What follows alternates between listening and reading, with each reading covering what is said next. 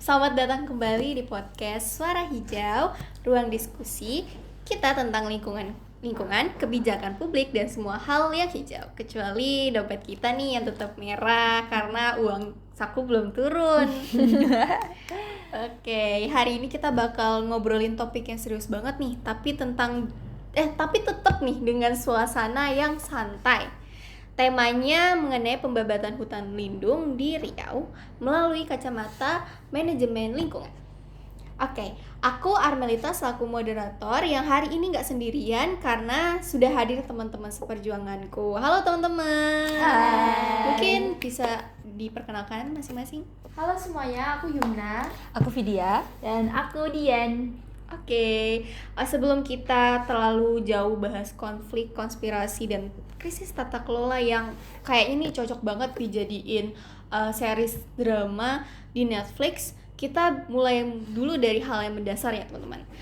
Jadi menurut teman-teman sendiri, apa sih sebenarnya hutan lindung itu? Jadi hutan lindung itu adalah kawasan hutan yang Jadi hutan lindung itu adalah kawasan hutan yang secara resmi ditetapkan pemerintah karena punya fungsi ekologis yang vital.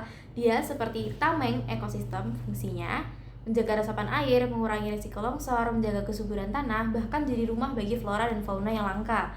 Jadi bukan cuma hutan-hutanan, ini beneran hutan yang harus dilindungi, bukan ditebangi buat dijadikan kebun sawit atau perumahan elit yang ujung-ujungnya asri hanya pada brosur. Nah, khusus di Riau nih, banyak kawasan hutan lindung penting kayak Bukit Betabuh, Hutan Lindung Siabu, dan kawasan konservasi Tesonilo. Tapi sedihnya, banyak dari kawasan ini berubah fungsi. Pohon ditebang, ganti jadi kebun sawit ilegal. Menurut laporan Walhi, ribuan hektar kawasan lindung sudah beralih fungsi. Dan ironisnya, semua ini terjadi seolah tanpa ada yang bisa menghentikan. Nah, baru-baru ini juga ada kasus besar di Desa Balung, Kampar. Di sana, hutan lindung Siabu diperjualbelikan oleh tokoh adat dengan dalih tanah ulayat. Mereka menyamarkan transaksi lewat surat hibah dan dokumen adat. Jadi istilahnya dibungkus adat, dibungkus akal-akalan juga. Sistematis, licin, dan sayangnya belum tentu ilegal secara formal, meski jelas-jelas merusak secara ekologis. Oke, kalau misal aku rangkum nih ya dari pendapat teman-teman semua nih, hutan lindung itu bisa dibilang sebagai benteng terakhir ekosistem. Dia punya fungsi vital yaitu menjaga keseimbangan air, mencegah erosi dan sebagainya. Kalau didengar-dengar juga mengenai kondisi di Riau sendiri nih miris banget ya teman-teman. Mungkin kalau dari sisi lingkungannya sendiri, menurut teman-teman sebenarnya seberapa parah sih dampaknya? Nah, kalau dari sisi lingkungan, tentu aja itu dampaknya parah banget. Bayangin, fungsi resapan air hilang. Air hujan nggak lagi ditampung di tanah, tapi langsung mengalir jadi banjir. Di Bukit Betabuh, debit air turun drastis. Musim kemarau itu jadi makin kering, sementara kalau musim hujan, ya semakin banjir.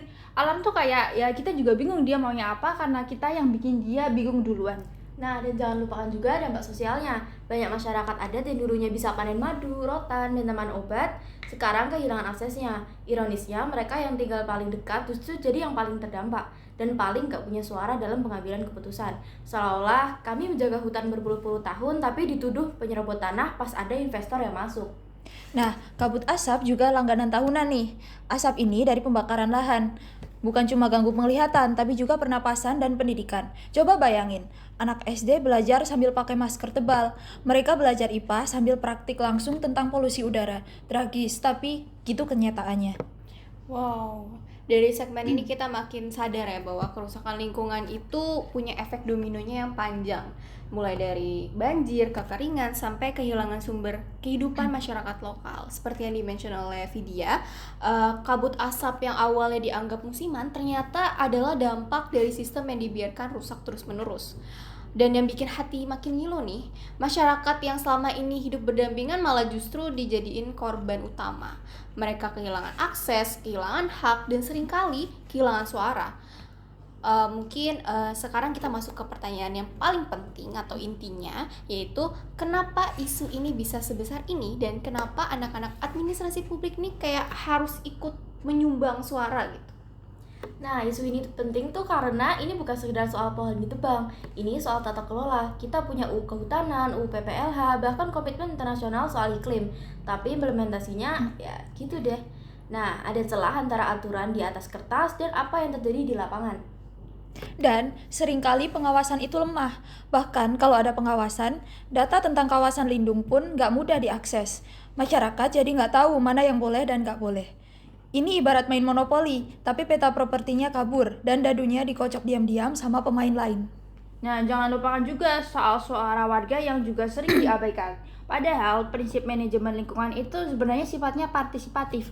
Lingkungan bukan cuma tanggung jawab pemerintah, tapi juga masyarakat. Sayangnya yang sering dipakai itu adalah pendekatan kami yang tahu, kalian ikut aja. Ya kalau kayak gitu gimana mau bisa beres kan? Wow, ini menarik sih. Kita jadi tahu bahwa aturan ini emang penting, tapi kalau nggak ada pelaksanaan dan pengawasan yang konsisten, semua tuh cuma jadi tumpukan dokumen aja. Seperti yang dibilang Yuna tadi, UU kita nih rajin, tapi lapangannya tuh bolong-bolong. Masalahnya tuh sebenarnya bukan cuma dari teknisnya aja, tapi juga pola pikir yang dimana banyak orang tuh masih menganggap masyarakat adalah objek bukan subjek kebijakan. Padahal dalam teorinya itu manajemen lingkungan modern, prinsip partisipasi ini bukan hanya idealisme, tapi keharusan. Kalau rakyatnya nggak diajak bicara, maka kebijakannya yang hanya berjalan sepihak dan itu rawan konflik, teman-teman. Oke, mungkin kita gali lagi lebih dalam mengenai partisipasi publik nih. Menurut teman-teman sejauh mana sih masyarakat Riau ini dilibatkan dan gimana seharusnya atau idealnya gitu? Nah, kalau sejauh ini banyak partisipasi itu hanya simbolik. Misalnya ada sosialisasi tata ruang, tapi ya cuma pasang banner di balai desa. Yang datang cuma kepala desa dan 2 orang yang kebetulan lewat aja. Nggak ada forum tanya jawab, nggak ada diskusi, nggak ada kopi. Kan jelas gagal total. Nah, idealnya tuh partisipasi itu bersifat terus-menerus dan bermakna. Misalnya lewat forum musyawarah desa, kolaborasi LSM, atau pelatihan masyarakat jadi pengawas lingkungan berbasis komunitas. Bayangin kalau ada Satgas Hutan Adat yang keren dan terlatih, nggak kalah sama pasukan Avengers, tapi versi lokal. Nah, jangan lupakan juga soal aspek ekonomi ya. Kalau warga dikasih alternatif ekonomi berkelanjutan kayak ekowisata, panen madu hutan organik, atau tanaman obat, mereka akan punya alasan untuk ikut berpartisipasi untuk menjaga hutan. Jangan sampai mereka cuma dianggap pelengkap penderita dalam cerita konservasi. Oke, dari pendapat teman-teman semua ini tadi tuh udah menggambarkan bagaimana sih seharusnya partisipasi masyarakat itu dibangun.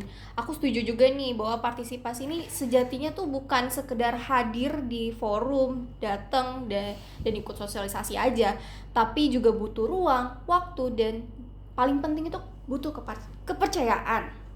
Oke, sekarang mungkin kita akan masuk ke segmen gimana atau kita berandai-andai nih.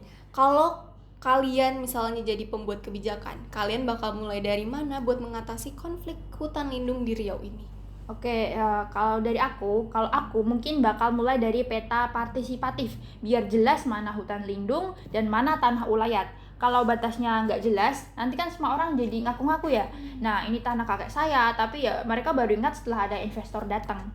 Nah, kalau aku sendiri bakal fokus ke edukasi masyarakat. Edukasi bukan cuma di sekolah, tapi juga di lapangan. Kadang mereka tidak berniat jahat, mereka hanya tidak tahu. Jadi, kita jangan datang dengan nada menuduh, tapi ngajak bareng-bareng. Nah, kalau aku sih dari penguatan pengawasannya, tapi bukan pengawasan model yang serem-serem doang. Kita butuh sistem pengaduan publik yang terbuka, pelibatan masyarakat, dan data kawasan hutan yang bisa diakses publik. Dan tentu penegakan hukum yang konsisten. Jangan hari ini ditangkap, besok bebas karena kenalan orang dalam. Wow, aku suka banget tadi dengan ide teman-teman semua, mulai dari peta partisipatif, edukasi lapangan, dan sistem pengawasan yang terbuka. Ini membuktikan bahwa sebagai mahasiswa administrasi publik nih, kita punya peran besar dalam menyusun solusi kebijakan. Kita juga belajar bahwa kebijakan ini bukan cuma tentang pasal-pasal, tapi tentang bagaimana membumikan aturan agar berpihak pada keberlanjutan dan masyarakat. Wah, luar biasa banget nih diskusi kita hari ini. Mulai dari hutan lindung, masyarakat adat, hingga solusi kebijakan.